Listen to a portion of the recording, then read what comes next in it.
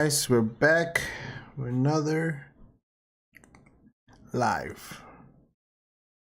Making sure we're good in all platforms.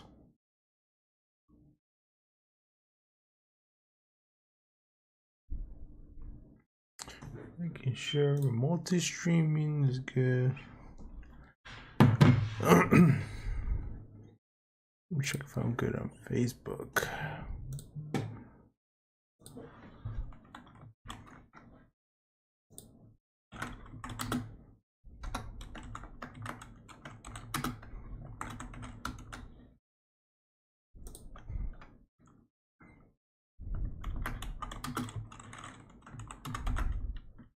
Sorry, I'm going on Facebook.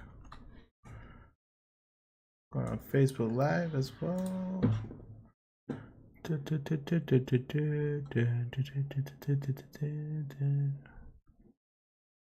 Making sure everything's in order.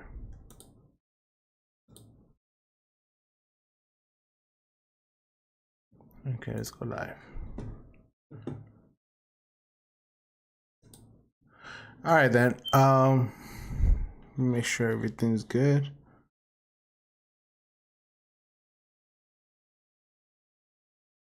All right, guys, we're gonna be going through our UFOs Real. Yesterday, was it yesterday? The committee, 17 hours ago. They went on the committee and they were checking whether the UFOs are real or not. And we gotta go through the playlist. Let's see, actually it's too big. I think that what the American people need to know is that the U.S. military and intelligence community are sitting on a huge amount of visual and other information, still photos, video photos, other sensor information, and they have for a very long time. And it's not those fuzzy photos and videos that we've been given. There's very clear high resolution. How many visuals, graphics, videos, photos? I mean, I've been told hundreds, maybe thousands. I mean, I also wanted to say, because there was some conversation around concern around the revealing of these materials, revealing the source collections, but some of these are shot from helicopters.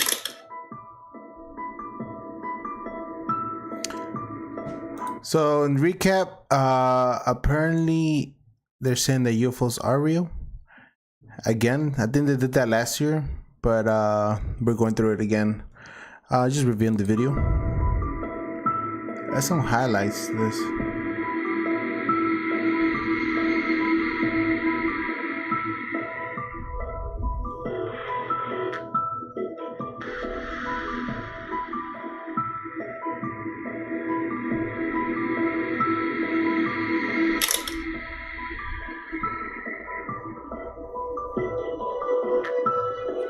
Okay, this is not telling us what we need to see. Where's the...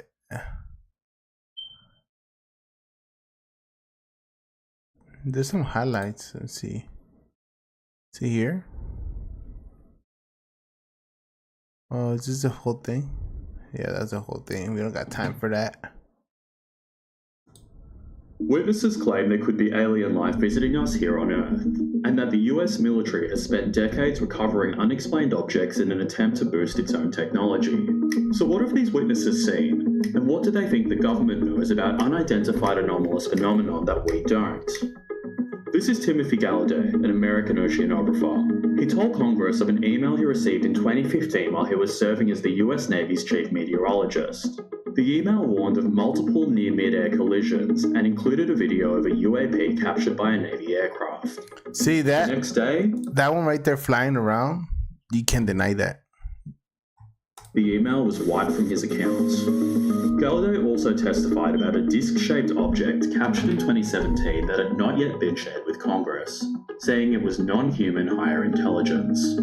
This is Michael Schellenberger, a journalist who claimed intelligence communities are sitting on vast amounts of visual information about UAP. He claimed it's not those fuzzy photos and videos you're used to seeing, but potentially thousands of clear, high-resolution visuals.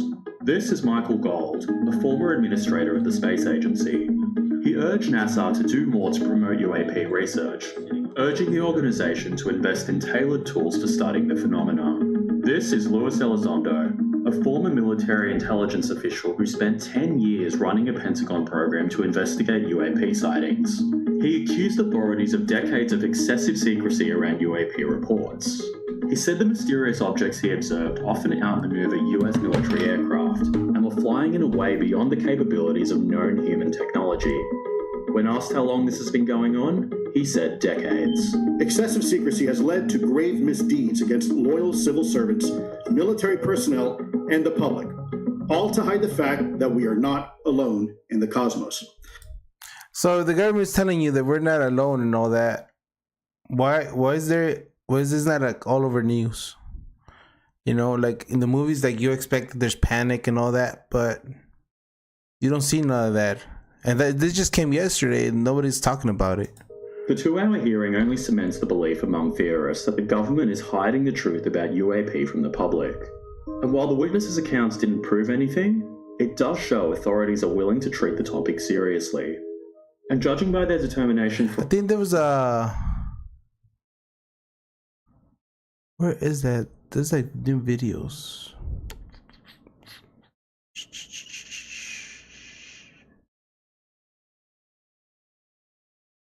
But there's some highlights though. Where are the highlights? Is it this one?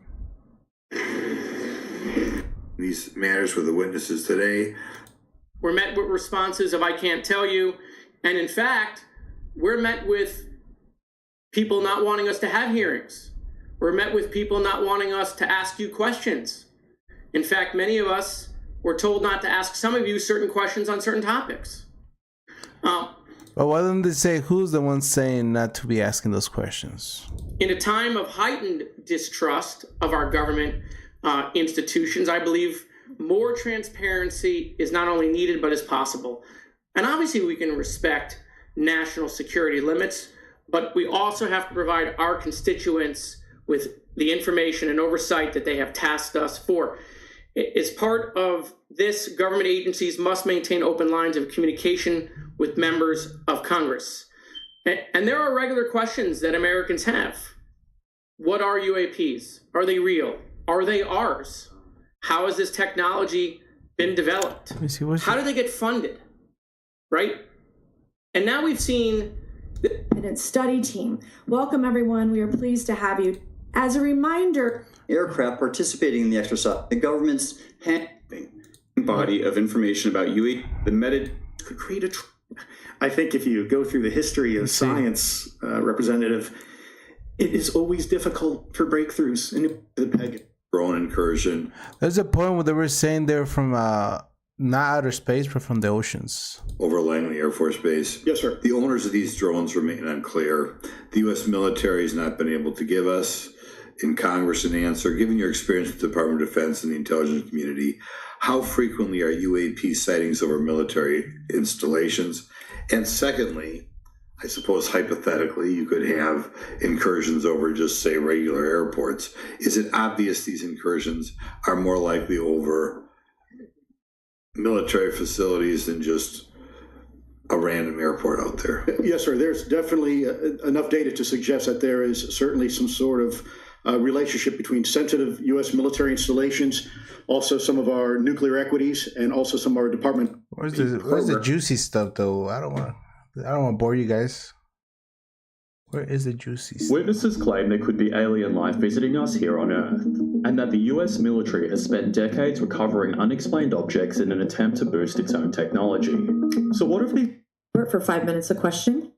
Thank you, Madam Chair. Now that we have all been cautioned in this committee hearing hybrids, that the mention of Pentagon's Immaculate Constellation program could put us on a list, well, I already find myself on many lists, I'm sure. So I speak my mind often, so why not just keep going with it? May as well just go all out and say it. The Earth is flat, birds are government drones, and we've never set on foot on the moon, and Joe Biden, this is not in the best interest. In most instances, if they can't tell us what, do you think at some point they'll at least tell us why? President-elect Trump has repeatedly committed to greater transparency, both on the UAP issue, on JFK files, on COVID origins, and many other things. So I think that we need to make sure that the next administration that are not of human origin and maybe connected to any advanced bioscience defense programs within the USG? I don't know. I wouldn't be able to answer that, ma'am. I don't know. I don't know. Where's the juicy stuff? Hybrids. Are any of you familiar with that? Yes or no? Potentially for the enhancement of human capabilities, hybrids, ability for the enhancement human genetic material of human genetics that have come up to the Hill. So this is what she was talking about. What we're trying to make like human hybrids with the extraterrestrials. Of a secretive project within the Department of Defense involving the manipulation of human genetics with what is described as non-human genetic material, potentially for the enhancement of human capabilities, hybrids. Are any of you familiar with that? Yes or no? No, ma'am. I am not, ma'am. I'm not. No, ma'am. Okay, I would like to know, with Immaculate Constellation, how does this relate to UAP activities, Mr. Schellenberg, in oceanic environments? Are there any instances where the Navy or other... This is what they're saying, that most of the UFOs, well, I guess they call them UAPs. What do I call them? Anyway, they're coming from the oceans. Maritime forces have encountered UAPs that could not be explained by known technology or natural phenomena. Yeah, the Immaculate Constellation covers both terrestrial and oceanic, and there's actually a number of cases described in the report that occur in the ocean. And do you believe that there is a concerted effort by the Pentagon to keep Congress out of the loop regarding these UAP activities, specifically in our waters? Yes. I think it's about 5% of our ocean that's actually been studied in detail by man, and we've studied more of space than we had of our own oceans. And so are there any accounts of UAPs emerging from or submerging into our water which could indicate a base or presence beneath the ocean's surface? I don't know about a base, but as I mentioned, I had a different source entirely describe this pretty extraordinary footage that exists of orbs, of an orb coming out of the ocean and I think I've seen that on TikTok. I wonder if I could find the video. 1 second. TikTok. This just happened recently too. Let me see. UFO water. Sorry, I just saw it yesterday on TikTok. Let me see. They were at oh, right here, this one. Let me see if I can expand this. Is there a way to expand it? So it's right here. You see it? Oh, what the... So this is from a Netflix special, but it goes in the water. Well, where is it? Oh, there's one with the Netflix stuff. No, that's not it. Out of the water, got it all on camera.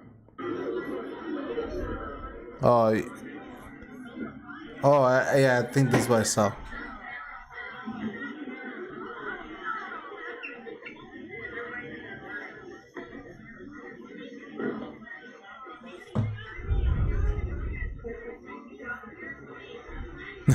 Bro, that's bro sinking.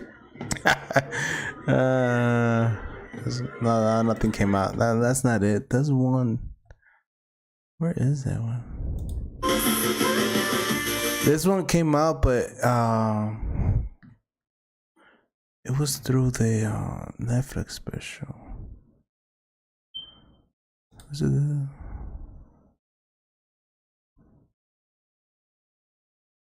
It's Puerto Rico.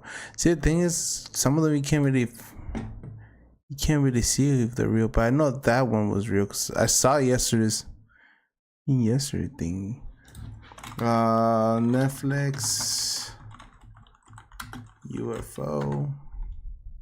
Oh, it's with an X, right? Whoops.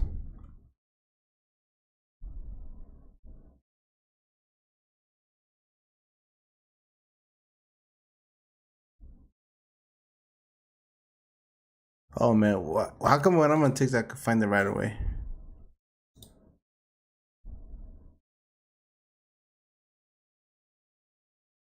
Where is it? Oh yeah, I've seen that documentary too with this girl that got kidnapped in. Get ready for 3 chilling stories from the heart of Manhattan that will make you question reality. Featured in a recent Netflix documentary, the first story centers on Linda Napolitano. In 1989, she claimed she was abducted from her apartment by a beam of light, witnessed by 2 security agents who saw. This is a good documentary. I saw it. Over the East River.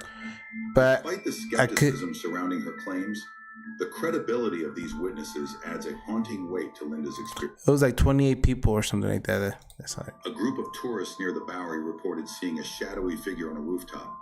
Described as glowing and unsettling, the figure vanished when they attempted to capture a photo. This eerie sighting ignited discussions online, with others sharing. Where is though? I just saw one yesterday on TikTok, but I couldn't. My last question. How would you define non-human biologics, non-human intelligence? What are we actually talking about? Admiral, and we'll go down the line.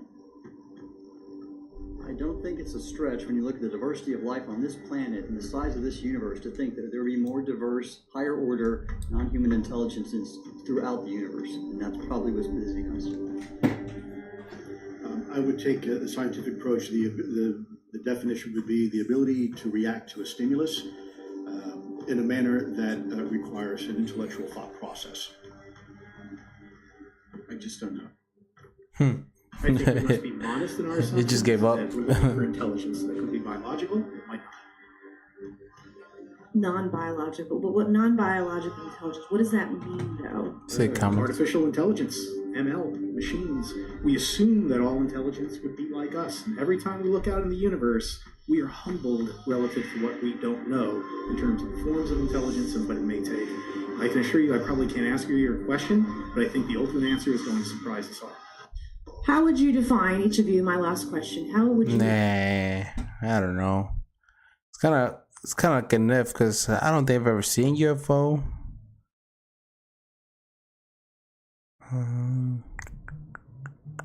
It's kind of like iffy, you know? I mean, who did the pyramids, you know?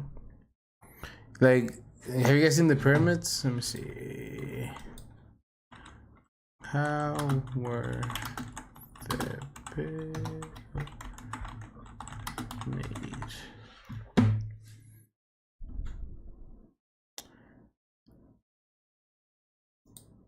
You probably remember learning about the Egyptian pyramids at some point in elementary school. Yeah, I don't know if it's copyright though. I'll be careful with YouTube. Responsible for the creation of these ridiculously tall and ever elusive, mysterious pyramids. We'll get to the bottom of it today in this episode of the infographic show. Who? Civilizations of people who believed in an afterlife. They didn't see death as the cessation of life, but rather as an interruption. They believed that when a king died, a part of his spirit or his ka, I think that's why they got buried in their gold, since remained intact with his physical body. The mummification we've all come to know about that has also been popularized in the media served the purpose of preserving a king's spirit that they believe. Man, the Egyptians are crazy though. Made mostly of stone, like limestone, which was used to build the core of the pyramid, while white limestone was used for its outer casing and for the interior walls. Pink granite was used on the walls inside, and basalt and alabaster were sometimes used for the floors. Egypt has sometimes been referred to as the state of 60-pound block. As he noted in his 2003 book, Experiments in Egyptian Archaeology, that's what I don't get. Like, how did they move that block? Working technology in ancient Egypt. One single pyramid project could have taken between 20 to 30 years to finish building. For the longest time, it was thought that slaves who were at the behest of an evil pharaoh built the pyramids, and we can blame this fake news first and foremost on Herodotus, the Greek historian who wrote that the Great Pyramid was constructed by 100,000 slaves who labored constantly and were relieved every 3 months by a fresh gang. The BBC further argues that there's no way King Khufu, the 4th dynasty ruler of Egypt responsible for the commissioning of the Great Pyramid, had a body of slaves this large to work for him, and there's no way that all of them could work at the same time. We can also thank Western Hollywood movies in part for perpetuating the myth. Movies like The 10 Commandments, that epic from 1956, and we're not just saying that. It's literally an epic saga that ran for 220 minutes. It portrayed slaves as the builders. Another misconception that circulated is that the Jews built the pyramids. This lie started when the former Israeli Prime Minister Menachem Begin made the claim when he visited the National Museum of Cairo. Yeah, I don't know. The UFO stuff. Let's go back to TikTok. Oh, do you guys see the one in Nevada? I guess somebody highlighted one of the videos. Where is it at? Somebody highlighted one of the videos. Look. Guess that's the guy. What you guys think? Is that true or nah? Look at that. Blurry paranormal. I don't see it. It's true though, the bullshit. Oh, I'm not supposed to curse.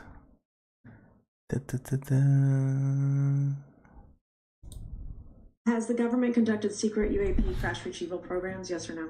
Yes. If these technologies are not made by any government, who's making them? Private companies, or are you implying they are crafted by a non-human intelligence? Well, ma'am, that's precisely why we're here. The problem is that, temporally speaking, over decades, not just the last 10 years, to put this in perspective, Are these private companies you're implying, or is this non-human intelligence? It may be both. Okay. When it comes to Blue Force Technologies, I would not be able to discuss. Okay. Are you read into secret UAP crash retrieval programs? We would have to have a conversation in a closed session, ma'am. I signed documentation. Why don't you just say it out loud? Like, why does it have to be? Okay, I understand national security, but what's it? You're already telling us by not telling us that there's UFOs, but tell us the whole thing. You know, why sugarcoat it? Like, what are there, like, is this more shocking than us not being alone? Or are there like the forefathers? What's going on? 3 years ago, that restricts my ability to discuss specifically crash retrievals. I submitted for my book through the adoption process, which took a year for it to be reviewed. And what is in the book is what I was told I'm allowed to talk about. Has the government conducted secret UAP crash retrieval programs, yes or no? Yes. Okay, were they designed to identify and reverse engineer alien craft, yes or no? Yes. Oh, so we do have alien craft. What? And why isn't that in the news? Like, let's see what's going on in Google. News today. Nope. Let's go to CNN. Trump. Social Security. Nope. Look at that. There's nothing about the UFOs here. That's crazy. Look, there's nothing but UFOs. Go to Fox News.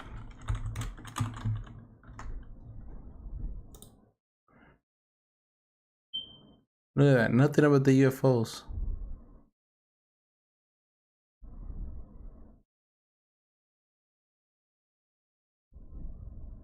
Nothing.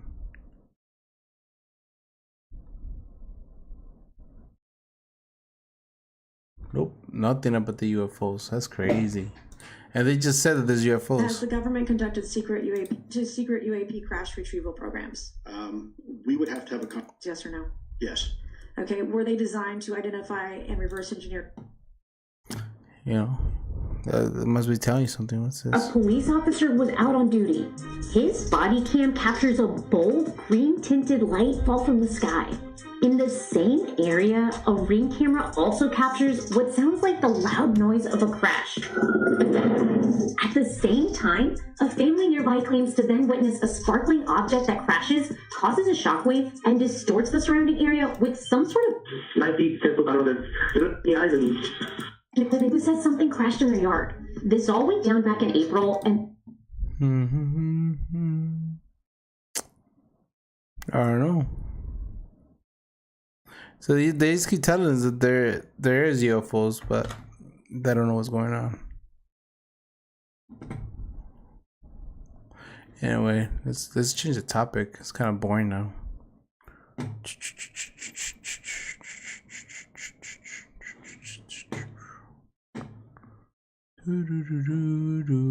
Let's go back to let's go back to what's going on in the world.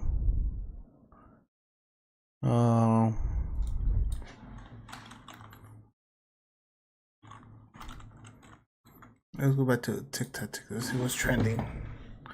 Let's see what's going on. Pues está bien, viejona, y échale ganas en la escuela. Quiero andar con noviecitos. Nah, it's kind of boring. Let's go back to YouTube, son.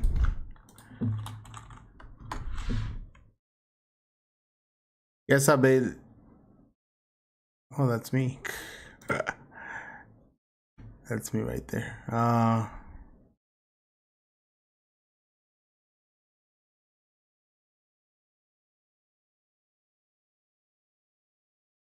But it's all about Trump still.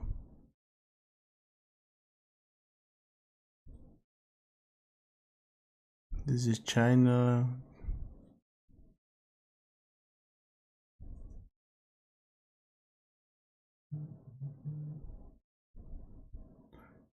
Not a lot going on in the world today, huh? After the Trump stuff.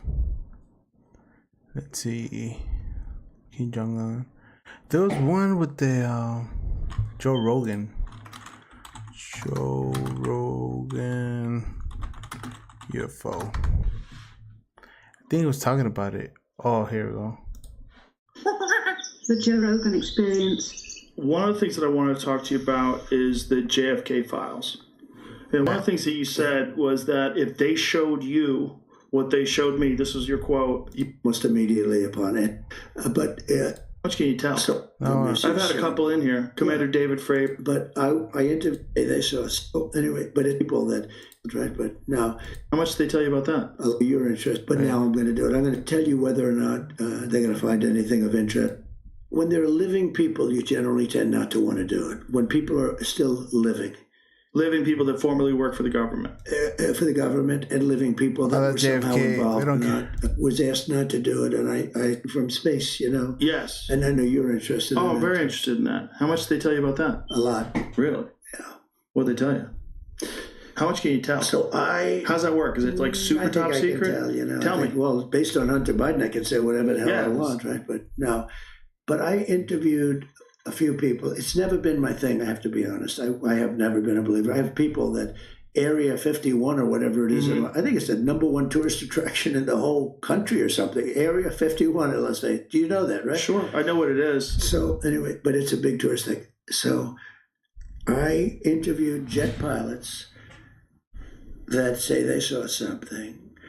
If you saw them, you'd love to have them as I've had a couple in here. Commander David Fravor. Yeah, I had him in. So this is where Trump's talking about the UFOs. Sighting in 2004, very compelling with video evidence, radar evidence.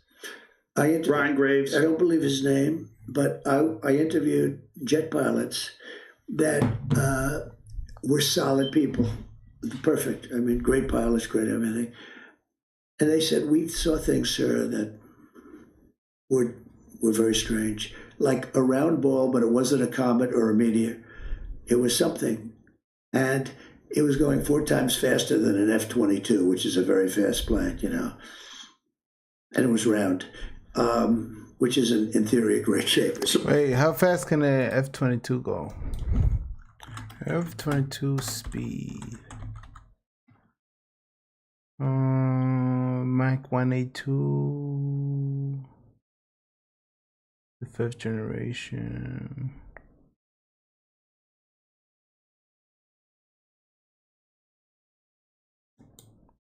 Oh, it's a PDF file.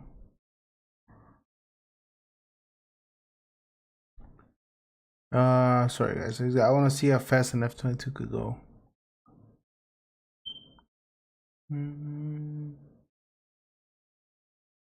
Doesn't really say.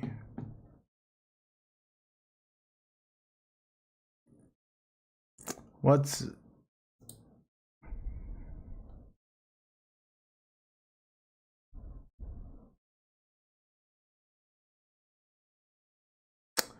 where is it?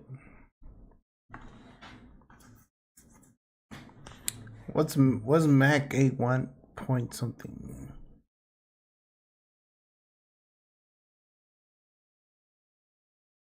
Anyway, whatever. Let's go back.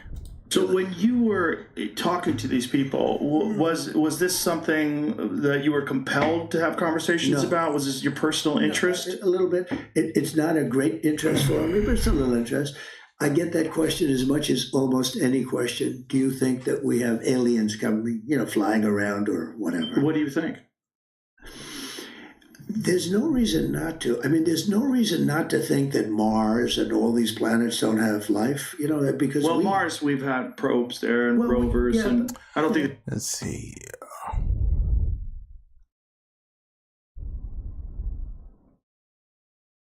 Let's see. Is this it? This was pilot. The Joe Rogan Experience. The stuff is landing or crashing around the world, and unexpected countries have had this happen, and that's why I picked that, because I thought that was a interesting case. And then, of course, Pope Pius XII and the Vatican were involved, back-channeling it through the OSS, which became the CIA later, to FDR, and that's how the U.S. knew something weird happened in Italy right before World War II, but. So this was 33 was the first documented. That is the earliest one I can talk about. Yeah, there's something that predates that. You could infer that. Yeah. So this 33 one you said was in Italy. Yeah, magenta. So it's I'm bad at geography. I think that's like Lombardy region. It's like northwest Italy. And what's the story behind it? So. The original shape most likely was like a lenticular disc-like craft, with like two dinner plates. What does lenticular mean? So like two dinner plates, smushed togetger, right? The hump, and there's like a like a bubble on top. The classic, like that. Oh, somebody twitched something. I'm sorry, I got distracted. Okay. But it looks like when it hits, the edges broke off, so it became this like bell or acorn shaped thing. And there was nothing in it. It was like just an artifact. There was no biological remnants, if you will. So it's so funny because the Italians were so confused. They actually called up the Germans and they were like, is this one of your Wunderwaffe? Like, what the hell just crashed in northern Italy? Mussolini. And this is all publicly available information because he's talking about World War II in case you guys are lost. Some Italian researchers found all these original documents that some people were sitting on for years in Italy.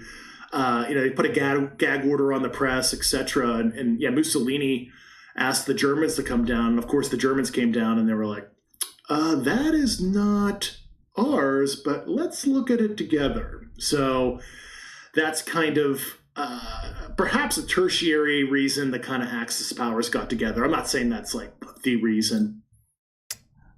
I never even heard about that the Germans and the Italians found something in World War II. It's crazy. But I think the Italians and the Germans were so intrigued with what they found from like an artifact perspective. There was at least some scientific and military collaboration during the war. The details of which I'm not sure of, but I know people that know that specific event that are currently still intel officers within this program in detail. But So was there witnesses to the crash or some sort of an understanding that something had crash landed and then they discovered it? Yeah, I forget the precise discovery. I don't know if it was like local police officers or local farmers found it in the field, something like that. I don't want to misspeak.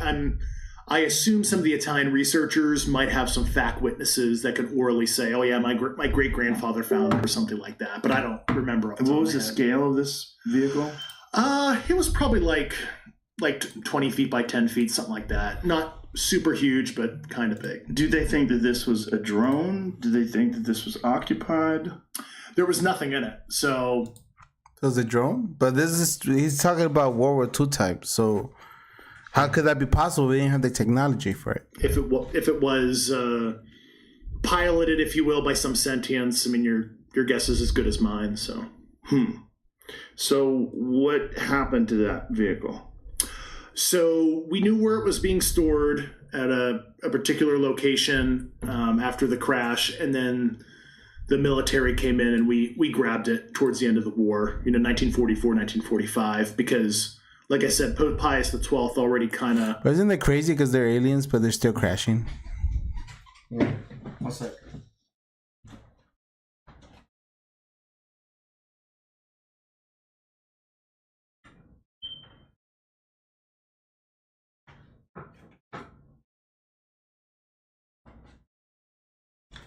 That's what I don't get. I don't get it. How could the aliens be crashing?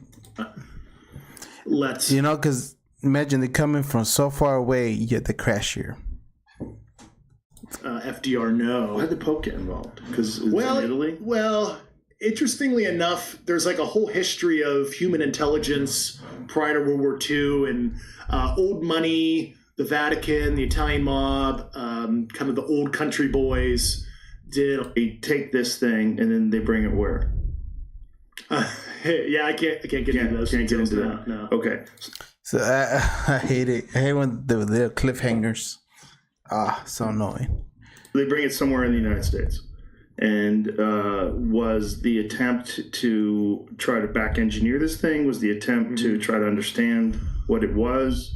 Yeah, I mean, first of it, obviously, it's understanding the situation, right? What do we have our hands on? And like I've said in some other videos and stuff, we took the Manhattan Project secrecy and overlaid it on this issue because that secrecy worked well for atomic bomb developments and whatnots. And certainly, yeah, I don't know, chat. What do you guys think about that?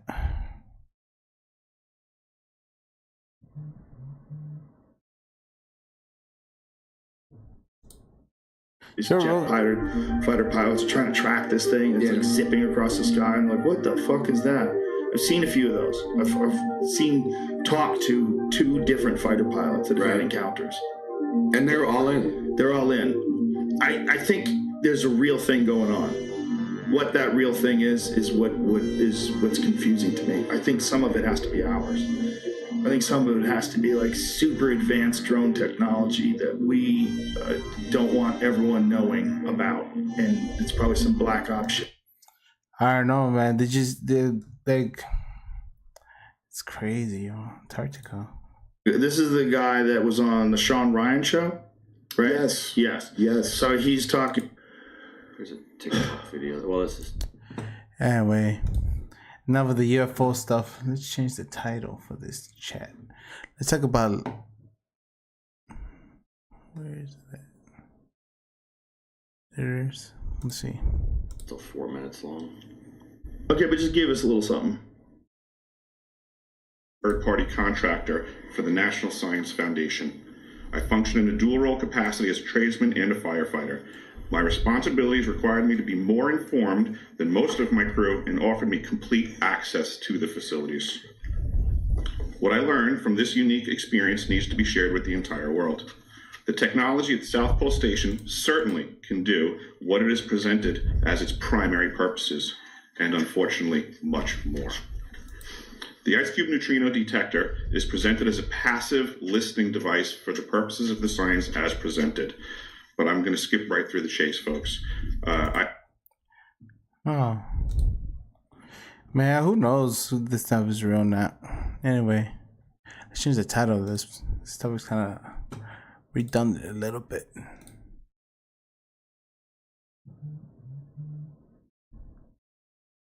One second, guys.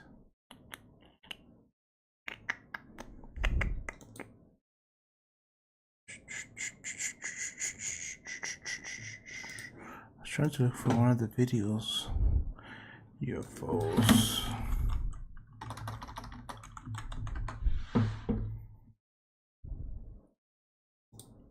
Thank you. I will now recognize Ms. Luna for 5 minutes of questioning. Mr. Elizondo, to your knowledge, can you name the country and around time frame that the first back engineered UAP program started? Ma'am, unfortunately, I would not be able to have that conversation in public. Can anyone on the panel name that? I can't. None of you? Okay. This next question is for Mr. Gallaudet. To your knowledge, have any USOs ever outpaced our submarines? Yes, ma'am. At what magnitude? I don't have the exact. So now that we're talking about how there was a submarine and then he got trailed by that was a torpedo, but then he stopped and then he was following him for a little bit and he just went off on his way. But again, a witness came to me, a credible former submarine officer who observed it on sonar data. And this was in the 80s in the North Atlantic during a storm, and it outpaced his submarine by orders of magnitude. Are you aware of any hotspots that currently exist off our shores in North America? Not with sufficiently credible data, ma'am. Okay, we've heard reports of there potentially being hotspots, maybe entry and exit points. Have you heard of any of that? I have not, ma'am, but my colleague here, Mr. Elizondo, does discuss some USO activity that he's observed in certain DoD databases. Mr. Elizondo, in regards to these aircraft being piloted by whatever they might be, non-human biologics, would you agree that it's likely that they are being piloted by some mind-body connection? Ma'am, I think it is safe to presume here that they are being intelligently controlled because some cases seem to anticipate our maneuvers, and in other cases they seem to, I came across an email where the word "stalked" was used in this very secure email between Navy officers discussing their ships being pursued by a UAP. In our previous panel, we had Grush, and he had testified to say that some of these were interdimensional beings. Can you speak on that at all? Ma'am, I'm not qualified, certainly as a scientist or otherwise, to speculate points of origin. I looked at everything from a scientific perspective. So if you look at, for example, instantaneous acceleration, which was one of the observables of the program that I belong to, ATIP, the human body can withstand about 9 G-forces for a short period of time before you suffer negative biological consequences, blackouts and ultimately redouts and even death. Comparison, our best technology, the F-16, which is one of this older platform, but one of our most highly maneuverable aircraft, manned aircraft, made by General Dynamics, can perform about 17 or 18 G-forces before you start having structural failure, meaning that the airframe begins to disintegrate while you're flying. The vehicles we're talking about are performing in excess of 1,000, 2,000, 3,000 Gs. So I guess would it be safe to infer that's a gravity pull when you're going so fast that they're living craft? I'm not prepared at this point to state for the record is something alive or not, because even that definition is there was a time in science we thought that life required oxygen, and we now know that's not true. There are anaerobic bacteria that thrive in oxygen environments that lack oxygen, and so also same with photosynthesis. When I was in college, I was told everything is derived from photosynthesis as a form of energy. In reality, that's not true. There are things that live off of chemosynthesis. So we're constantly having to reevaluate our understanding of what the definition of life is. Mm-hmm. Do any of you ever come across reports from people that claim to have firsthand experiences with these entities, whatever they might be, or these aircraft, and then as a result, whether or not they're religious, find that these things will automatically disappear? Anyone, this is open to any of you on the panel. So just real quick, because I'm running out of time. Lou? Ma'am, I've always been a nuts and bolts kind of guy when I was at ATIP. I was focusing more on the performance characteristics and less on the potential occupants. Okay, the reason I ask is because it seems like just based on our conversations that we've had people that say that there are good and bad of whatever these things are. And so my concern from a national security perspective is A, that true? B, are you guys hearing the reports of that? And C, I think moving forward in regard to technology, Mr. Gold, if you can answer this real quickly, some of these aircraft, it seems that they are operating off of energy that we don't currently have. But just yes or no, in your opinion, if we were able to obtain that, would that impact humanity for the better or negative? Would certainly save us some money on funding on Artemis. And this is a national security issue, that if there is such technology out there, we're not the only country that might have access to it. We don't want to be on the wrong end of technological surprise. Okay. Thank you guys for your time. Well, thanks, Navy. First, recognize Rear Admiral Gallaudet to please begin your opening remarks. Thank you, Chairwoman Mace, Chairman Grothman, Ranking Members Connolly and Garcia, and members of the committee. Thank you for this opportunity to testify today regarding unidentified anomalous phenomena, or UAP. Confirmation that UAPs are real came to me in January of 2015 when I was serving as the commander of the Navy Meteorology and Oceanography Command. At the time, my personnel were participating in a pre-deployment naval exercise off the U.S. East Coast. It included the USS Theodore Roosevelt Carrier Strike Group, and this exercise was overseen by the United States Fleet Forces Command, led by a 4-star admiral who at the time was also my superior officer. During this exercise, I received an email on the Navy's secure network from the operations officer of U.S. Fleet Forces Command. The email was addressed to all the subordinate commanders, and the subject line read in all capital letters, "Urgent Safety of Flight Issue."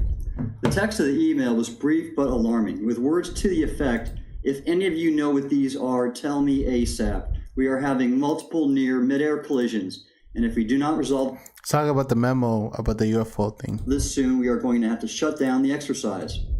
Attached to the email is what is now known as the Go Fast video, captured on the forward-looking infrared sensor of one of the Navy F-A-18 aircraft participating in the exercise.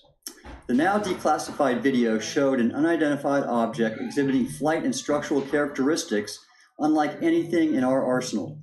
The implication of the email was clear. The author was asking whether any of the recipients were aware of classified technology demonstrations that could explain these objects.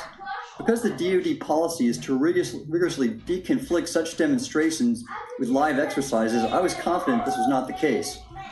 The very next day, that email disappeared from my kids just got back without explanation. Moreover, my kids just got back home. The commander of Fleet Forces Command and the operations officer never discussed the subject. Even during weekly meetings specifically designed to address issues affecting exercises like the one in... Oh, we're live. Oh, hello. Oh, they can't see you. Yeah. Can they hear me? Yeah, they can hear you. Hello, guys. My grandma's watching. Want to say hi to my grandma? Hola. You're not even on the camera. Huh? Can I do? Get the iPhone. Everybody come slide. Oh. See? My grandma's watching.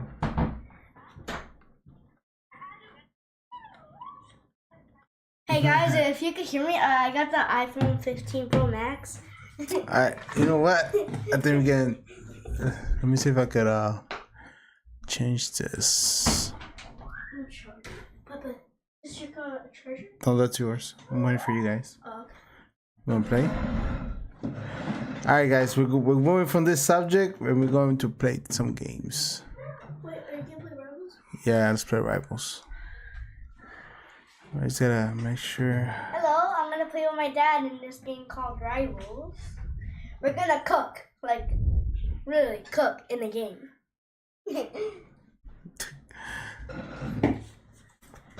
Alright, let's see if I just gotta switch my chat.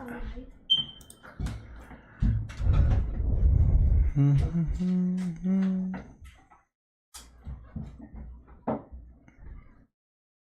connecting my controller. Wait, hold on. 37%? What the margin? Sting my dad. Let's put the UFO stuff again. In which the Theodore Roosevelt Strike Group was participating. This lack of follow-up was very concerning to me. As the Navy's chief meteorologist at the time, I was responsible for reducing safety of flight risks. Yet it appeared to me that no one at the flag officer level was addressing the safety risk posed by UAPs. Instead, pilots were left to mitigate these threats on their own without guidance or support. I concluded that the UAP information must have been classified within a special access program managed by an intelligence agency. That is a compartmented program that even senior officials, including myself, were not read into. Last year's UAP hearing before this oversight committee confirmed that UAP-related information is being withheld from senior officials and members of Congress. And just this week, I learned from former DoD official Chris Mellon that satellite imagery of UAP from a few years ago still has not been shared with Congress. Equally concerning, last year's UAP hearing also revealed that elements of the government are engaged in a disinformation campaign to include personal attacks designed to discredit UAP whistleblowers. Having never signed a non-disclosure agreement regarding UAPs, and now as a private citizen, I've become an advocate for greater UAP transparency from the government. The continued overclassification surrounding UAPs has not only hindered our ability to effectively address these phenomena, but has also eroded trust in our institutions. While I applaud previous bipartisan legislation passed by Congress concerning UAPs, a more comprehensive approach is needed to address the broader implication of UAP on public safety and national security, as well as the socioeconomic opportunities that open UAP research could unlock. Therefore, I recommend Congress take the following action, which I believe will receive bipartisan support. First, establish robust oversight of the executive branch's management of UAP information by directing key officials, beginning with the director of the DoD's All-Domain Anomaly Resolution Office, to provide comprehensive briefings on what the government knows about UAP and does not know. Two, enact the provisions of the UAP Disclosure Act and establish a UAP Records Review Board to ensure independent oversight, transparency, and accountability in the government's handling of UAP information. And three, strengthen the UAP Disclosure Act and future reauthorizations with provisions that mandate a whole-of-government approach to addressing UAP. In closing, I will share my personal reasons for speaking out on this topic. First, as a former science agency leader, having led the National Oceanic and Atmospheric Administration, I've always sought the truth in human knowledge and thought. Now that we know UAP are interacting with humanity, and these include unidentified submerged objects in the ocean, we should not turn a blind eye, but instead boldly face this new reality and learn from it. Additionally, at a time when leaders in government leave much to be desired, I feel obligated to show moral leadership on this issue of UAP disclosure by validating the credibility of the courageous men and women who have come out as witnesses and whistleblowers to expose the truth. My speaking out has encouraged others to do the same, and it's my hope over time that a number of your constituents will want to know the truth and about UAP, and this number will increase to such an extent that the congressional action I've just recommended will become inevitable. Thank you, and I look forward to your questions. Thank you.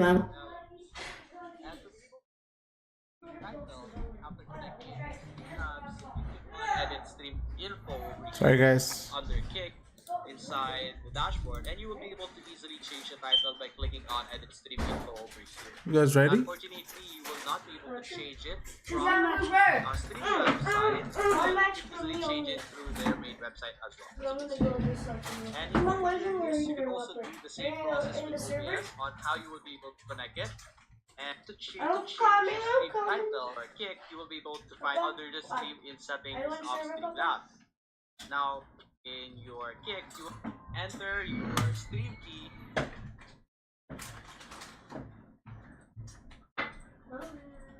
Oh, Hyper Sniper! I'm not gonna get Hyper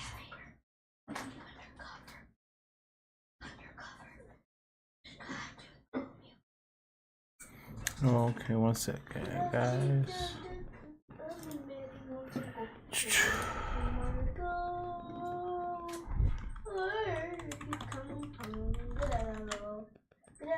Oh wait.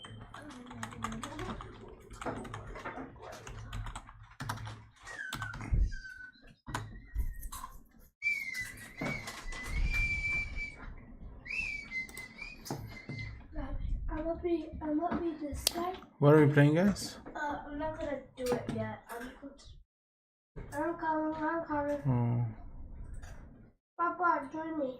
Wait, hold on.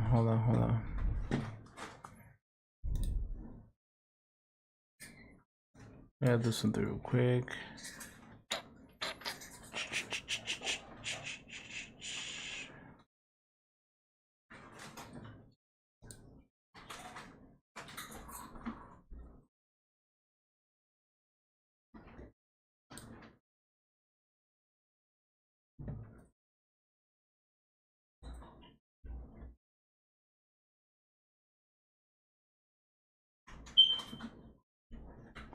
We got crop out already. Let's see. Analytics. Nope.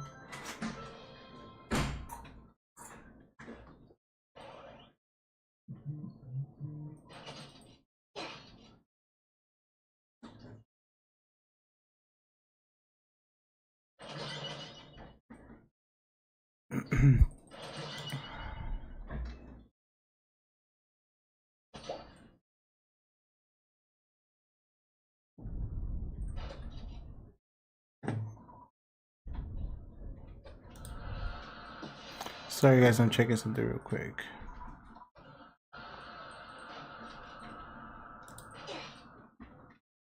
Right there.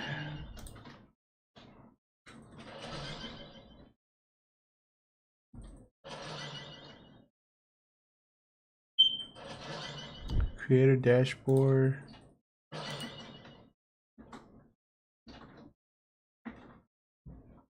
The streaming phone.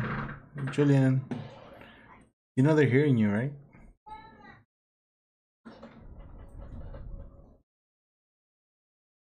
Where is it at?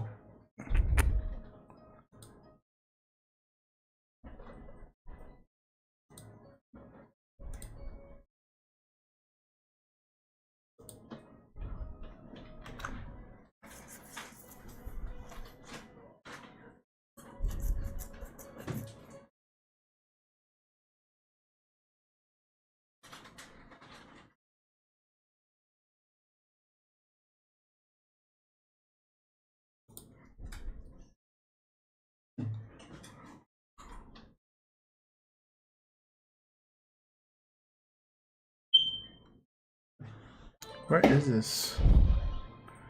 Oh my gosh, I'm trying to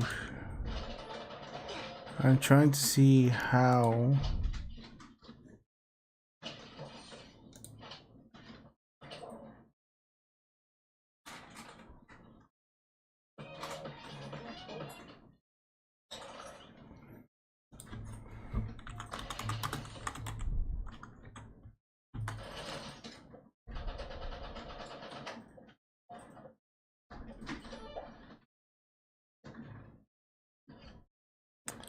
Oh, sorry guys, one second.